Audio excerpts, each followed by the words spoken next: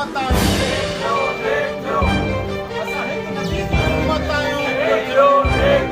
अल जहाद अल जहाद अल जहाद अल जहाद।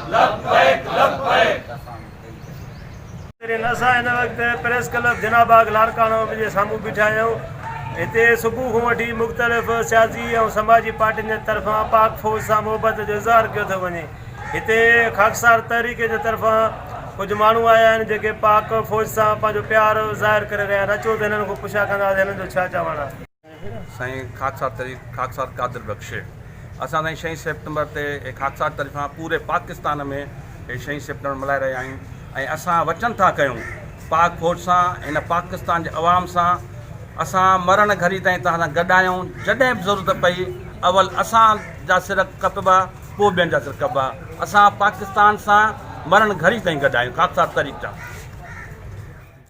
अॼु 6 सेप्टेम्बर जी यादि में जेके 1965 में 6 सेप्टेम्बर ते असांजा पाक फ़ौज जा जवान पंहिंजे मुल्क लाइ क़ुर्बानी ॾिनी ऐं पंहिंजे खून जो नज़रानो ॾिनो। उन्हनि खे ख़िराज तहसीन पेश करण लाइ अॼु असां ख़ाकसार तहरीक वारा ॿाहिरि निकिता आहियूं ऐं रैली कढी आहे। ऐं हमेशह खां वठी असां पाकिस्तान सां गॾु हुयासीं। पाकिस्तान ठहिण वक़्तु बि असांजे ख़ाकसारनि पंहिंजी जान जो नज़रानो ॾिनो ऐं हाणे बि अगरि ज़रूरत मुल्क खे पई त पाक फ़ौज सां गॾु असां पंहिंजी जाननि जो नज़रानो हिन धरती लाइ ॾींदासीं।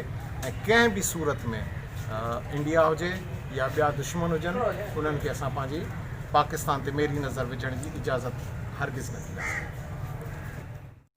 ख़ाकसार पीरमन मेंगल अॼोके ॾींहं जे हवाले सां असां जेके ख़ाकसार गॾु थिया आहियूं पाकिस्तान सां पाकिस्तान आर्मी सां ऐं पंहिंजे मुल्क सां सचा आहियूं, सचा हूंदासीं ऐं सचा रहंदासीं। ऐं असां हर महाज़ ते क़ुर्बानी ॾिनी आहे। 1948 हुजे, 1965 हुजे, 1971 हुजे, 1999 हुजे, हर मौक़े ते हर मौज़ू ते हर महाज़ ते असां पाकिस्तान आर्मी सां कुल्हो कुल्हे में मिलाए गॾु हूंदासीं ऐं गॾु आहियूं। ऐं हर क़ुर्बानी ॾियण जे लाइ असां दिरेग न कंदासीं ऐं क़ुर्बानी असां ॾिनी आहे ऐं क़ुर्बानी बि ॾींदासीं ऐं पंहिंजे मुल्क खां क़ुर्बान थींदासीं। पाकिस्तान ज़िंदाबाद।